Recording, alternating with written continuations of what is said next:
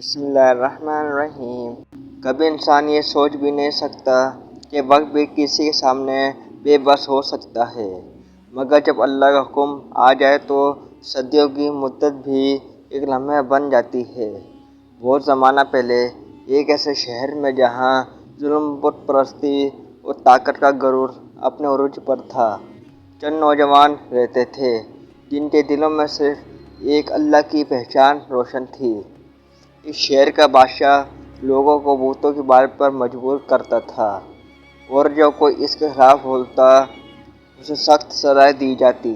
انہیں حالات میں یہ چند نوجوان کھڑے ہوئے اور انہوں نے کھل کر اعلان کیا کہ ہمارا رب وہی ہے جو آسمانوں اور زمین کا مالک ہے، ہم اس کے سوا کسی کو معبود نہیں مانتے۔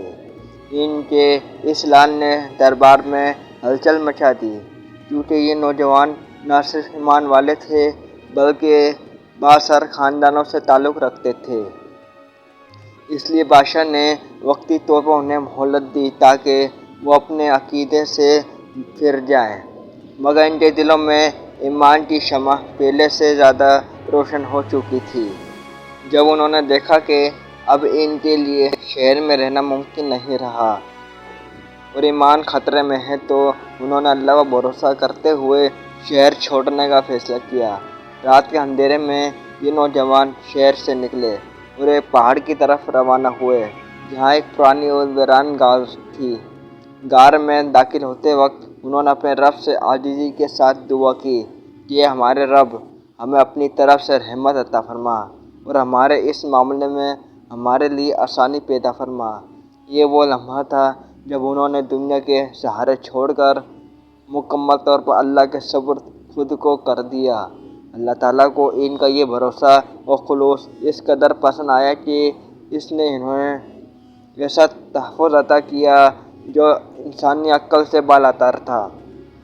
اللہ کے حکم سے ان نوجوانوں پر ایسی نیند طاری ہوئی جو عام نیند نہ تھی بلکہ ایک عظیم معجزہ تھی۔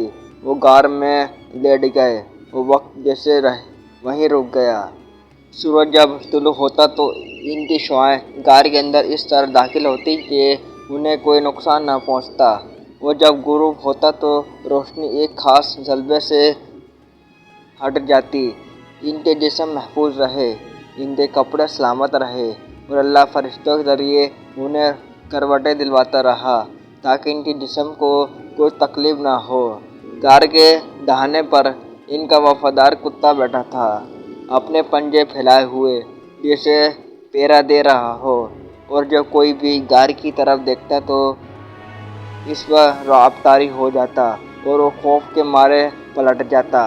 یہ نوجوان ایک دن، دو دن یا چند سال نہیں بلکہ پورے 300 سال سے زیادہ سوتے رہے۔ دنیا بدلتی رہی، بادشاہ مر گئے، سلطنتیں ختم ہوتی گئیں، شرک کا دور ڈھل گیا اور توحید کا دور پھیل گیا، مگر وہ غار میں اللہ کے حکم سے محفوظ رہے۔ پھر ایک دن اللہ تعالیٰ نے انہیں بیدار کیا۔ جب ان کی آنکھ کھلی تو وہ ایک دوسرے سے کہنے لگے کہ ہم شاید ایک دن یا دن کا کچھ حصہ سوئے ہیں۔ بھوک کا احساس ہوا تو انہوں نے آپس میں مشورہ کیا کہ ہم میں سے کوئی شہر جا کر پاکیزہ کھانا لے آئے۔ وہ نوجوان جب شہر میں داخل ہوا تو اس نے جو کچھ دیکھا اس پر حیران رہ گیا۔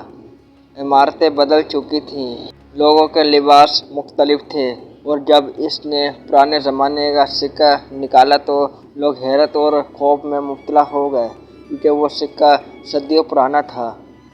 جلد ہی سچ سب پر طاری ہو گیا اور لوگوں کو معلوم ہو گیا کہ یہ نوجوان وہی ہیں جن کا ذکر پرانی روایت میں ملتا تھا۔ اس وقت کے مومن بادشاہ اور اہل شہر نے اللہ کا شکر ادا کیا کہ اس نے قیامت کے دن کے بارے میں ایک زندہ نشانی دکھا دی۔ اصحابِ کہف کا یہ واقعہ لوگوں کے لیے دلیل بن گیا کہ اللہ مردوں کو دوبارہ زندہ کرنے پر پوری طاقت رکھتا ہے اور وقت اس کے حکم کا پابند ہے۔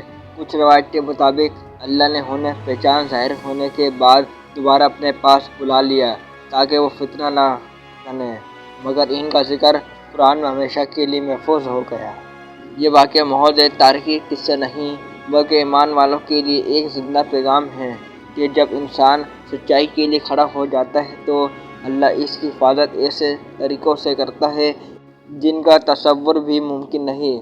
اصحاب کہف ہمیں یہ سکھاتے ہیں کہ اگر نیت خالص ہو اور بھروسہ کامل ہو تو غار جیسی تنگ جگہ بھی اللہ کی رحمت سے وسیع ہو جاتی ہے، اور جو لوگ دنیا میں اللہ کے لیے تنہا ہو جاتے ہیں اللہ انہیں تاریخ میں ہمیشہ کے لیے زندہ کر دیتا ہے۔ جب شہر کے لوگوں پر یہ حقیقت کھل چکی تھی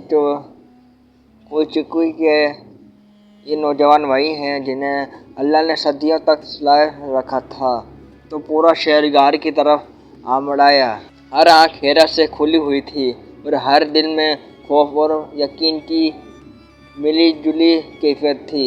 لوگ اپنی آنکھوں سے اللہ کی قدرت کا وہ ظاہرہ دیکھ رہے تھے جن کا ذکر وہ صرف کتابوں اور بزرگوں سے سنتے آئے تھے۔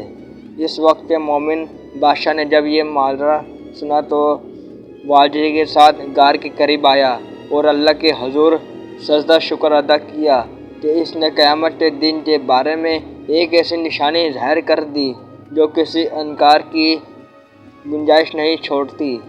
لوگ آپس میں کہنے لگے کہ اگر اللہ نے ان نوجوان کو 300 سال بعد زندہ کر دیا تو وہ مردوں کو دوبارہ زندہ کرنے پر یقیناً قادر ہے۔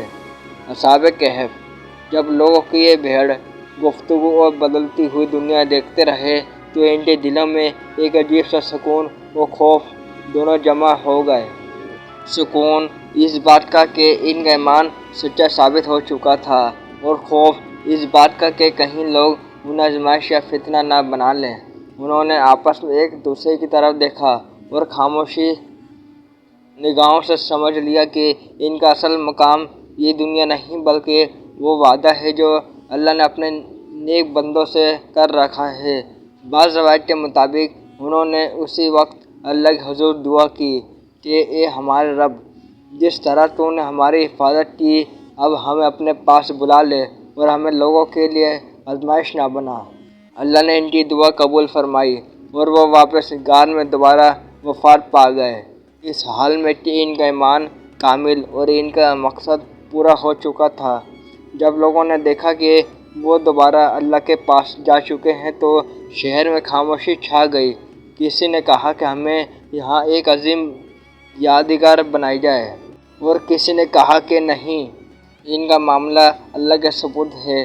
قرآن نے اس اختلاف کو بھی بیان کیا، مگر اصل توجہ عمارت پر نہیں بلکہ عبرت پر دلائی۔